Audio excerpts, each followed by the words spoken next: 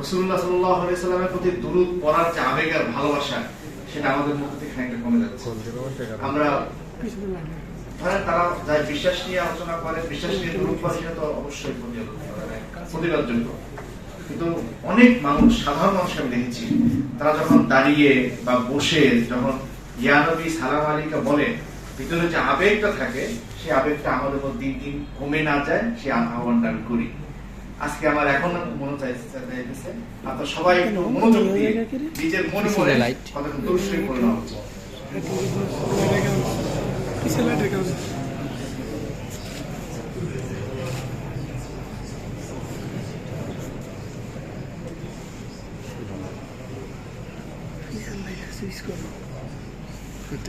আলহামদুলিল্লাহ, আমাদের হাঁটতে চলতে সব সময় দুরূদটা পড়া উচিত। কারণ রাসূলুল্লাহ সাল্লাল্লাহু আলাইহি ওয়াসাল্লাম এই পৃথিবীকে যেখান থেকে যেখানে নিয়ে আসছেন, আজও এই পৃথিবীতে যত সমস্যা হয়, সেই সমস্যা থেকে উত্তরণের জন্য তিনি যেভাবে রাস্তা দেখিয়ে গিয়েছেন, এই উম্মত যদি সারা জীবন তার জন্য দুরূদ পড়তে থাকে, তারপর তার শুকরিয়া আদায় হয় না। সেজন্য আমরা সর্বত্র সব সময় হাঁটা চলায় বসে আছি। এটা আমি উবাদুর রহমান নদভী হাফিজুল্লাহকে দেখেছি, তিনি যখন এই ধরনের আলোচনায় বসে থাকেন, চুপচাপ বসে থাকতে হয়, তিনি দেখতাম তাসবিহটা নিয়ে দুরূদ শরীফ পড়ছেন, জিকির করছেন। আমরা অনেকেই রাজনৈতিক নেতৃবৃন্দ আছি, দীর্ঘ সময় মিটিং করতে হয়, আমরা মনে হয় আমলটা শুরু করি। সংগ্রামী ভাই আমার, রাসূলুল্লাহ সাল্লাল্লাহু আলাইহি ওয়াসাল্লামের যেভাবে তিনি সমাজটাকে পরিবর্তন করেছেন, আলহামদুলিল্লাহ, রাসূলুল্লাহ সাল্লাল্লাহু আলাইহি ওয়াসাল্লাম যেভাবে সমাজটাকে পরিবর্তন করেছেন, তার প্রথম পদক্ষেপটা ছিল, প্রথম কাজটা ছিল, তিনি মানুষের বিশ্বাস পরিবর্তন করছেন। আমরা সবাই জানি যে মানুষ চলে তার বিশ্বাস দিয়ে। যার যেরকম বিশ্বাস, যে যেভাবে দুনিয়াকে দেখে, যে যেভাবে তার জীবন বোধটা যায়, তার কার্যক্রমে তারই প্রতিফলিত হয়। একজন মানুষ ধরেন সে মনে করে যে এই দুনিয়ার পরে আর কিছু নাই, তাহলে তার আচরণটা একরকম হবে। আর একজন মানুষ মনে করে যে না, এই দুনিয়ায় আইন কানুন মেনে চললেই হয়, পরকাল বলে আর কোনো দায়বদ্ধতা নাই, পরকালের কোনো জবাব দিতে, তার আচরণ একরকম। কিন্তু যে মানুষটা মনে করে যে আমি এই দুনিয়াতে আসছি একটা ছোট্ট মিশন নিয়ে, একটা ছোট্ট একটা সময় নিয়ে আসছি, আমি পৃথিবীতে একটা পরীক্ষা দিতে আসছি, এবং এই পৃথিবীর পরে আমার কাছে অনেক বড় একটা জিন্দেগি পড়ে আছে, এই দুনিয়া আমি যা কিছু করছি তার একটা ফলাফল আমাকে ওই দিনে পেতে হবে, ভালো অথবা খারাপ। তার জিন্দেগিটা কিন্তু আরেক রকম হয়ে যায়। রাসূলুল্লাহ সাল্লাল্লাহু আলাইহি ওয়াসাল্লাম মক্কায় এসে তিনি প্রথম যে কাজটা করলেন, সেটা হলো মানুষকে তিনি তাওহীদের দাওয়াত দিয়েছেন। তাওহীদ আপনারা সবাই জানেন, তাওহীদুর রুবুবিয়্যাহ একটা আছে, যে আল্লাহ প্রতিপালক, তিনি সবাইকে জন্ম দেন, মৃত্যু দেন, হায়াত দেন, সবাইকে তিনি মানে রিজিকের ব্যবস্থা করেন। সেটা এর সাথে আরেক আছে তাওহীদুল উলুহিয়্যাহ, ইবাদতের উপযোগী একমাত্র আল্লাহ তাআলা। এই দাওয়াতটাও রাসূলুল্লাহ সাল্লাল্লাহু আলাইহি ওয়াসাল্লাম দিয়েছেন। মক্কার কাফেররা তারা তাওহীদুল রুবুবিয়্যাহতে বিশ্বাস করত। কোরআনে একাধিক আয়াত আছে যে আল্লাহ তাআলা বলছেন যে আপনি যদি কাফেরদেরকে জিজ্ঞেস করেন কে আসমান জমিন সৃষ্টি করেছে, তারা বলবে আল্লাহ। তারা তাওহীদুল রুবুবিয়্যাহতে বিশ্বাস করত, কিন্তু তাওহীদুল উলুহিয়্যাহতে বিশ্বাস করত না। তারা আল্লাহর সাথে অনেকে তারা শিরক করত। রাসূলুল্লাহ সাল্লাল্লাহু আলাইহি ওয়াসাল্লাম এই জায়গাটাতে দাওয়াত দিয়েছেন যে সবাই একমাত্র ইবাদত করতে হবে আল্লাহ তাআলা। এই একমাত্র আল্লাহ তাআলার ইবাদত করার মাধ্যমে বা এই দাওয়াতের মাধ্যমে রাসূলুল্লাহ সাল্লাল্লাহু আলাইহি ওয়াসাল্লাম মানুষের উপর থেকে হাজার ধরনের বাধা বিপত্তি উঠায় দিয়েছেন। যেখানে বর্ণনা আছে রিবী ইবনে আমর রাদিয়াল্লাহু তাআলা আনহু মুসলিমের সাথে যখন যুদ্ধ করছিলেন, তখন বলছেন আশ্চর্য হচ্ছি, তোমরা এই যুগে বসবাস করো মানুষ, কিন্তু তোমাদের একজনের উপরে আর কত কত ভাও, কত কত প্রতিপালক, আর আমাদের উপরে একমাত্র আল্লাহ ছাড়া কোনো প্রতিপালক নেই, আমাদের সর্বশক্তিমান একমাত্র আল্লাহ। তো রাসূলুল্লাহ সাল্লাল্লাহু আলাইহি ওয়াসাল্লাম আসার আগে এই পৃথিবীতে মানুষের উপরে স্তরে স্তরে স্তরে স্তরে রব ছিল, স্তরে স্তরে ক্ষমতাবান লোক ছিল। একজন মানুষকে চলতে ফিরতে, এখন আমাদের বাংলাদেশে যা বা সারা বিশ্বের হিন্দু সনাতনী আছেন, তারা দেখবেন যে কত জনকে কত জায়গায় তাদেরকে শ্রদ্ধা করে যেতে হয়। আর একজন মুসলমানকে তাওহীদুল উলুহিয়্যাহতে মানার কারণে, প্র্যাকটিস করার কারণে আমাদের আর কাউকে তোয়াক্কা করতে হয় না। দুনিয়ার সব কিছুর ঊর্ধ্বে একমাত্র আল্লাহকে আমরা ইবাদত করি, আল্লাহকে শ্রদ্ধা করি, আল্লাহকে মাথা নত করি, আর কোনো কিছুর সামনে আমরা মাথা নত করতে হয় না। গোটা মানব জাতিকে তিনি সকল বাধা বিপত্তির ঊর্ধ্বে সবার উপরে মানুষত্ব, এই জায়গাটাতে রাসূলুল্লাহ সাল্লাল্লাহু আলাইহি ওয়াসাল্লাম নিয়ে আসছেন যে মানুষের উপরে একমাত্র আল্লাহ তাআলা ছাড়া আর কোনো কিছু নেই। রাসূলুল্লাহ সাল্লাল্লাহু আলাইহি ওয়াসাল্লাম সমাজ সংস্কারের ক্ষেত্রে তাওহীদের একটা দাওয়াত দিয়েছেন, তাওহীদুল আসমা ওয়াস সিফাত, আল্লাহ তাআলার যে সমস্ত নামগুলো রয়েছে সেই নামগুলোর উপরে পূর্ণভাবে বিশ্বাস করে। দেখেন এই সমাজে, আধুনিক বিশ্বে সমস্যাগুলো কোথায় তৈরি হয়? একটা রাষ্ট্র তৈরি হয়েছে, সেই রাষ্ট্রের উপরে সার্বভৌমত্বের মালিক জনগণ, কোথাও সার্বভৌমত্বের মালিক হলো সংবিধান, কোথাও হলো সমাজ। এটা করে মানুষের মানে রাষ্ট্র তো আর ক্ষমতা প্রয়োগ করে, রাষ্ট্র তো হাত পা নাই, তো রাষ্ট্রে গিয়ে একদল লোকজন বসে তারা নিজেদেরকে সার্বভৌম ক্ষমতার অধিকারী মনে করে। সার্বভৌম মানে কি? মানে যা ইচ্ছা তাই করতে পারে, আমাকে তো জবাব দিতে করতে হয় না। এটা যখন মনে করে তখন তিনি স্বৈরাচার হয়ে ওঠেন। দেখেন, স্বৈরাচার হাসিনা কিন্তু একটা মানে আলাদা কোনো ফেনোমেনন না। এইরকম হাসিনা প্রত্যেক দেশের প্রত্যেক সময় জন্ম নিয়েছে। কেন? এত গণতন্ত্র, এত সমাজতন্ত্র, এত রাজতন্ত্র, এত পশ্চিমা রাজনৈতিক তত্ত্ব, তারপরেও তারা কোনো স্বৈরতন্ত্রকে তারা দমন করতে পারে না। সবকালে সবসময় স্বৈরতন্ত্র ছিল। অথচ দেখেন, ইসলামে এই তাওহীদুল উলুহিয়্যাতের ভাবনার কারণে ইসলামের দীর্ঘ যে খেলাফতের শাসনামল, সেখানে 4 খলিফার পরবর্তী খলিফাদেরকে আদর্শ মানে খলিফা বলা যায় না। মানে খলিফাদের যে আদর্শ মান, সেই মান তারা খলিফা উত্তীর্ণ না। তারপরও দেখেন, ওসমানী শাসকদের পর্যন্ত, শেষ শাসকদের পর্যন্ত ইসলামী শাসনামলে কখনো স্বৈরতন্ত্র জন্ম নেয়। কেন? যে যিনি শাসক, ধরেন ইয়াজিদ, ও দুনিয়ার বদমাশ, একজন বাদশাহ যিনি আছেন মুসলিম, সে দুনিয়ার বদ, সে চাতাতা করে, তারপরও সে মানে যে আমার উপরে আল্লাহ আছেন, আমি সার্বভৌম ক্ষমতার অধিকারী না। সেজন্য মুসলিম শাসনামলে কোথাও কোনো স্বৈরতন্ত্র জন্ম নেয়।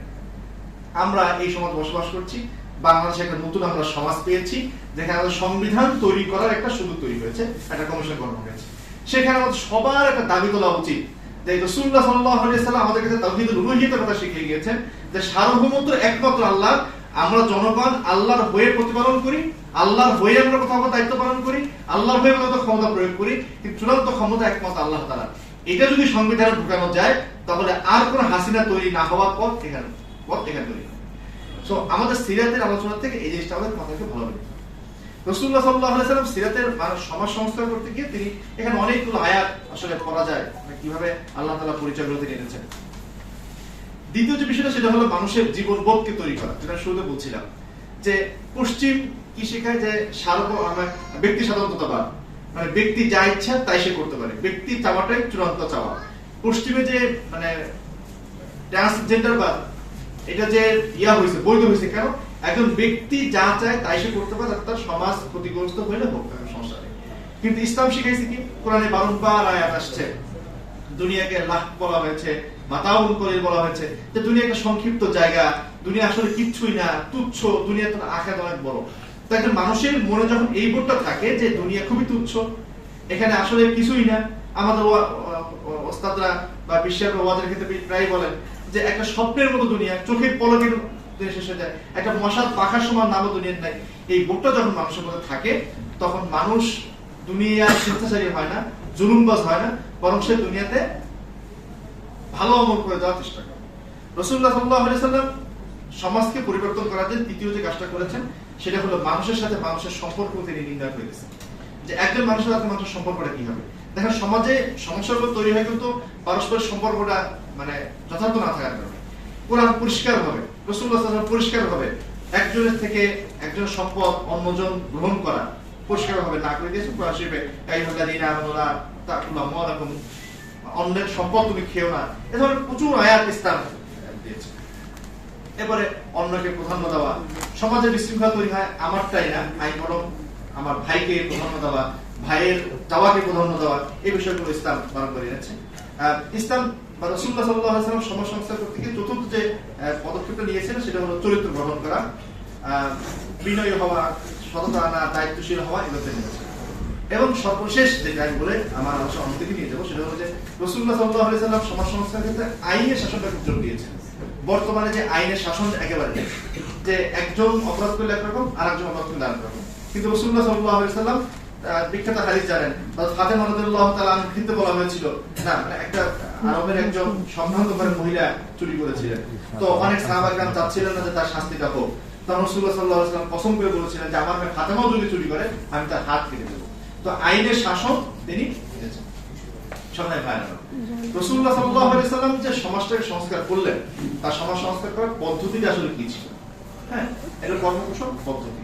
তিনি রাতারাতি মুহূর্তের মধ্যে কোন সমাজকে সংস্কার করেন নাই, বরং পর্যায়ক্রমিক ভাবে সমাজকে সংস্কার করেছেন। আজকে আমরা যখন এই জায়গাতে বসে আছি, একটা নতুন সমাজ আমরা গঠন করতে পারি, নতুন একটা সম্ভাবনা তৈরি হয়েছে।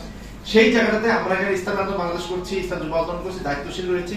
তাদের এই সিরাতের শিক্ষাটা খুব ভালোভাবে মাথায় নেওয়া দরকার, যে রাসূলুল্লাহ সাল্লাল্লাহু আলাইহি ওয়াসাল্লাম ভেঙে চুরে সব কাফেরদেরকে মেরে নতুন একদল মানুষ এনে তিনি মক্কায় কিন্তু ইসলাম প্রতিষ্ঠা করেন নাই, বলেন ইসলাম প্রতিষ্ঠা করেন। অর্থাৎ কি করেছেন? মক্কার ওই যারা দুনিয়ার বদমাশ ছিল, আইয়াম জাহিয়াম সবাই জানি যে এটা খারাপ মানুষের দুনিয়াতে ছিল না, তাদেরকেই তিনি পরিবর্তন করে ইসলাম দিকে এনেছেন পর্যায়ক্রমে। আমরা জানি যে মদের বিধানটা, আরবে মদের একটা সয়লাভ ছিল, হ্যাঁ, সেখানে মদ কিন্তু এক দফায় না করা হয়নি, বরং 3টা দফা। একবার বলা হয়েছে মদ খেয়ে নামাজে যেও না, তারপরে মদের মধ্যে ভালো আছে খারাপও আছে, ত্যাগ করা উচিত, মদ খেয়ে নামাজে যেও না, সর্বশেষ কি মদকে হারাম করা হয়েছে। এভাবে স্যার প্রত্যেকটা বিধান আস্তে আস্তে আস্তে আস্তে পর্যায়ে, শুধু তাওহীদের বিষয়টা আগে ওরা শতকোটি ইলাহি বিশ্বাস করতো, সেটাকে এক টানে বলে একজন আল্লাহ, এটা এক টানে পরিবর্তন করা বৈপ্লবিক পরিবর্তন আনছে। কিন্তু অন্যান্য সকল ক্ষেত্রে, সমাজ সংস্কারের ক্ষেত্রে, মানুষের চরিত্র গঠনের ক্ষেত্রে, মানুষের আখলাক গঠনের ক্ষেত্রে ইসলাম পর্যায়ক্রমিক গেছেন, আস্তে আস্তে ধারাবাহিকতার মাধ্যমে গেছেন। আমরা এই সময় বা সারা বিশ্বে দেখা যায় যে আমরা সমাজ সংস্কার করতে গিয়ে এই ভুলটা অনেকে করে থাকে, যে একটা জিহাদ রাসূলুল্লাহ সাল্লাল্লাহু আলাইহি ওয়াসাল্লাম করেছেন, জিহাদের একটা আছে, অর্থ আছে, জিহাদের একটা জায়গা আছে, প্রেক্ষাপট আছে, কিন্তু সমাজ সংস্কার করতে গিয়ে জিহাদ করেছেন রাসূলুল্লাহ সাল্লাল্লাহু আলাইহি ওয়াসাল্লাম এটা কিন্তু না। তিনি জিহাদ করেছেন দাওয়াতের পথকে প্রশস্ত করার জন্য, জিহাদ করেছেন ইসলামের উপরে যে আগত আঘাত, সেই আঘাতগুলোকে প্রতিরোধ করার জন্য, জুলুমে অপসারণের জন্য জিহাদ করেছেন। কিন্তু একটা সমাজকে গঠন করার জন্য তিনি জিহাদ করেছেন সেটা তাদের করেন নাই, বরং তিনি সমাজকে গঠন করেছেন প্রেম প্রীতি ভালোবাসা দিয়ে, আকীদা দিয়ে, বিশ্বাস দিয়ে, মানুষের সাথে মিশে, মানুষের তবিয়তের সাথে মিশে পর্যায়ক্রমিক আস্তে আস্তে ধারাবাহিকভাবে তিনি সমাজকে তিনি সংস্কার করেছেন। আমরা ইসলামী সংগঠন যারা করি তারা বলি ইসলাম বিপ্লব, ইসলাম বিপ্লব, এটা স্লোগান আমরা দিই না, প্রায় অনেকে খুব উৎসাহিত হয়ে যায়। রাসূলুল্লাহ সাল্লাল্লাহু আলাইহি ওয়াসাল্লাম সিরাত বলে দেখবেন ওই অর্থে বিপ্লবী তিনি করেননি, মানে এই বিপ্লবটা আসলে তো রাশিয়ানদের থেকে, যে সমাজতান্ত্রিক বিপ্লব থেকে, ইসলামের জন্য বিপ্লব না। আমাদের অনেকেই আপনারা শুনবেন যে বাতিলের ধ্বংসস্তূপের উপর ইসলামের বিজয় নিশান করতে হবে, না, রাসূলুল্লাহ সাল্লাল্লাহু আলাইহি ওয়াসাল্লাম বাতিলকে ধ্বংস করে দেন নাই, বরং তিনি বাতিলকে তিনি পরিবর্তন করছেন। ওমর রাদিয়াল্লাহু তাআলা আনহু একসময় বাতিল ছিল না? হযরত হামজা রাদিয়াল্লাহু তাআলা একসময় বাতিল ছিল, হযরত খালিদ একসময় বাতিল ছিল, তো সেই বাতিলকে মেরে গেলে ধ্বংস করে রাসূলুল্লাহ সাল্লাল্লাহু আলাইহি ওয়াসাল্লাম নতুন করে খালিদ তৈরি করেন নাই, বরং যে খালিদ একসময় বাতিল ছিল, যে ওমর বাতিল ছিল, সেই ওমর খালিদকে তিনি পর্যায়ক্রমিক রূপান্তর করে তিনি ইসলামের একজন শরীকে পরিণত করেছেন।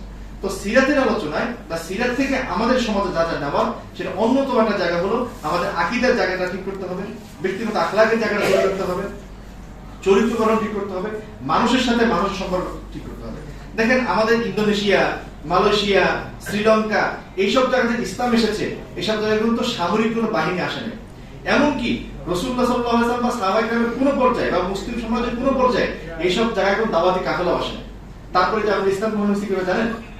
মুসলমান ব্যবসায়ীরা ব্যবসা করতে আসছে মালয়েশিয়া, ইন্দোনেশিয়া, শ্রীলঙ্কা এবং ভারতের উপকূলীয় এলাকায় মুসলমান ব্যবসা করতে আসছে, এসে সেই মুসলমানের আচার আচরণ আখলাক দেখে মানুষ ইসলাম গ্রহণ করে ফেলছে। আর আমরা যারা ইসলাম বলে পালন করি, রাসূলুল্লাহ সাল্লাল্লাহু আলাইহি ওয়াসাল্লাম সিরাত আমরা অনুসরণ করি, আমাদের আখলাকের জায়গাটা সেই জায়গায় যায়। আমি যদি আখলাকি হই, আমার মধ্যে যদি রাসূলুল্লাহ সাল্লাল্লাহু আলাইহি ওয়াসাল্লাম সিরাত পুরোপুরি থাকে, তাহলে আমার দাওয়াত দেওয়ার প্রয়োজন নাই, বরং আমাকে আপনাকে দেখেই মানুষ ইসলাম গ্রহণ করে ফেলবে, আমাকে আপনাকে দেখেই মানুষ ইসলামের দিকে আসবে। পশ্চিমের অনেক গবেষক, নাম নিতে গেলে অনেক বড় হয়ে যাবে, তারা বলছে মুসলমান দেখে আজকে ইসলাম শেখা যায়। হ্যাঁ, অথচ আগে উল্টোটা ছিল যে মুসলমান দেখে ইসলামকে শেখা যেত। তো সেই জায়গাটা আমাদের গ্রহণ করতে হবে, এবং সিরাতটাকে যদি রাষ্ট্রীয় পর্যায়ে আমরা নিতে চাই, হ্যাঁ, সমাজ সংস্কার জায়গায় নিতে চাই, সেটা প্রধানত মাথায় রাখা উচিত যে সমাজটা সংস্কার হয় পর্যায়ক্রমিক, ধারাবাহিকভাবে। মানুষের বিশ্বাসে পরিবর্তন আনতে হয়। আল্লাহ সব ইসলামের জন্য বাংলাদেশের যে ধারাটা, বিশ্বাস চর্মনাইকে কেন্দ্র করে বড় একটা সংগঠন চলে, তার অন্যতম ধারা বাংলাদেশ মুজাহিদ কমিটি। তারা হালকা জিকির, মাসিক ইস্তেমা, মাহফিল করে করে মানুষের মনে আল্লাহ সম্পর্কিত এই আকীদাগুলো মানুষকে বারবার বলার মানুষের মধ্যে আমাদের লা ইলাহা ইল্লাল্লাহ জিকির করি, জিকির করায় উস্তাদরা আল্লাহ আল্লাহ জিকির করায়, সেই জিকির করিয়ে অন্তরের মধ্যে আল্লাহর তাওহীদকে ঢুকায় দেওয়া হয়। সেটা যখন হয়, তো সেই মানুষটার আচার আচরণ আস্তে আস্তে পরিবর্তন আসে, সেই পরিবর্তনটাই এক পর্যায়ে রাষ্ট্রীয় পর্যায়ে যায়। তো আজান হয়ে গেছে, কথা শেষ করে দেবো। তো রাসূলুল্লাহ সাল্লাল্লাহু আলাইহি ওয়াসাল্লামের সিরাতটা নানামাত্রিকভাবে অধ্যয়ন করা দরকার, এবং সেটা আমাদের ব্যক্তিগত জীবনে প্রয়োগ করা দরকার, শুধু রাষ্ট্রীয় জীবনে না, ব্যক্তিগত জীবনে। ব্যক্তিগত জীবনের প্রয়োগের ক্ষেত্রে প্রধানতম জায়গা যেটা বলি, সেটা হলো তাওহীদটা আমাদের ঠিক করে নেওয়া, যে আল্লাহ ছাড়া আর কোনো শাসক নাই, ইলাহ নাই, আল্লাহ ছাড়া আর কোনো প্রেমময় নাই, আল্লাহ ছাড়া কোনো প্রেমাস্পদ নাই, এবং আল্লাহ ছাড়া কোনো রব নাই, কোনো প্রতিপালক নাই, কোনো রিজিকদাতা নাই। তো আমার হায়াত, মৌত সবকিছুর ক্ষমতা একমাত্র আল্লাহ তাআলার। আমাদের পেশা হুজুর একটা বলেন যে যেই বুলেটের গায়ে আমার নাম লেখা আছে, সেই বুলেট আমার গায়ে লাগবেই, আর যেই বুলেট আমার গায়ে লেখা নাই, এরকম 1 লক্ষ বুলেট মারলেও আমার গায়ে লাগবে। এই বোধ যদি কারো থাকে যে আমার মৃত্যু যেখানে লাগা সেখানেই হবে, আর আমার মৃত্যু সেখানে হবেই না, তাইলে বলেন হাসিনার সামনে দাঁড়ানো যায়, বুশের সামনে দাঁড়ানো যায়, বারাক ওবামার সামনে দাঁড়ানো যায় না? আর বলি গেলে মরি কিনা, গেলে মরি কিনা, গেলে কি হয় কিনা হয়, জেল হয়, ওইটা। তো তাওহীদের শিক্ষাটা অন্তরে খুব ভালোভাবে নেওয়া উচিত। অনেকেই আমরা আছি সংগঠন করতে গিয়া বলে এটা করলে আমার রিজিকের সমস্যা হয় কি, তো রিজিক তো থাকে একমাত্র আল্লাহ। যেটা আমার রিজিকে আছে আসবেই, আর যেটা আমার রিজিকে নেই সেটা আসবেই না, কোনোভাবেই সম্ভব না। এই বিশ্বাস যদি থাকে, দেখেন মুসলমানরা অল্প একটা বাহিনী, আরবরা যখন রাসূলুল্লাহ সাল্লাল্লাহু আলাইহি ওয়াসাল্লাম অল্প 1 লক্ষ 4 লক্ষ বলেন না কেন, তৎকালীন বিশ্বের তুলনায় ছোট্ট একটা বাহিনী, তারা তৎকালীন পরাশক্তিকে কিভাবে তারা পরাজিত করেছে। কেন? যে এই বাহিনী আল্লাহকে ছাড়া আর কাউকে তারা মানত না, এবং তারা জানতো যে যেখানে আমার মরা সেখানে আমি মরবো, যা আমার হওয়া তাই হবে, এর বাইরে কিছুই হবে না, আমার হওয়া মরা বাঁচার একমাত্র ক্ষমতা আল্লাহ তাআলা। ফলে তারা একদম বিনা বাধায় বেপরোয়া হয়ে তারা যুদ্ধ করতো, ফলে তাদের বিজয় আসছে। আর আমাদের মুসলমানদের মধ্যে এখন সেই বেপরোয়া ভাবটা নাই, অতি চিন্তা আমাদের মধ্যে ঢুকে পড়ছে। আর শেষ কথা যেটা, যে সেই কোরআন তো এখনো আছে না, রাসূলুল্লাহ সাল্লাল্লাহু আলাইহি ওয়াসাল্লামকে যে কোরআন নাযিল হয়েছে, কোরআন তো পরিবর্তন হয় নাই, সেই কোরআনই আছে। কিন্তু সেই কোরআন নাযিল হওয়ার একটা সূরা তাহার 10টা আয়াত শুনে ওমর রাদিয়াল্লাহু তাআলা পরিবর্তন হয়ে গেলেন। আর আমি আর আপনি যারা হাফেজ না, তারা কমপক্ষে 50টা সূরা তাহা শুনে ফেলছে, বুঝছি না? কিন্তু পরিবর্তন আসে না কেন? এটা একটা জবাব সাইয়েদ কুতুব দিয়েছেন, যে সাহাবায়ে কিরাম একটা কথা শুনলে সামি'না ওয়া আতা'না, শুনলাম মানলাম। আর আমরা কথা শুনলে তার পেছনে যুক্তি তালাশ করি, বাস্তবতা খুঁজি, ধ্যান খুঁজি, ধ্যান খুঁজি। ফলে কোরআন থাকার পরও আমাদের সেটা ইসলাম হচ্ছে না, এবং আমাদের মাধ্যমেও সেটা ইসলাম হচ্ছে না। সেজন্য সিরাত থেকে যেটা বলে সাহাবায়ে কিরাম প্রতিষ্ঠা দেওয়া, কোরআন যা বলেছে, আল্লাহ যা বলেছেন, ইসলাম যা বলেছেন, বিনা দ্বিধায় যদি মেনে নিতে পারি, তাহলে হয়তো আমরা সিরাতের আগে রঙিন হতে পারবো, রাসূলুল্লাহ সাল্লাল্লাহু আলাইহি ওয়াসাল্লাম হতে পারবো। এবং সবাই বেশি বেশি দুরূদ শরীফ পড়া, প্রত্যেকে একটা কর্মসূচি বানিয়ে নেন, প্রতিদিন কমপক্ষে 100 বার দুরূদ শরীফ পড়া আমল আমরা প্রতিনিয়ত করি। আল্লাহ তাআলা তৌফিক দান করুন। আসসালামু আলাইকুম।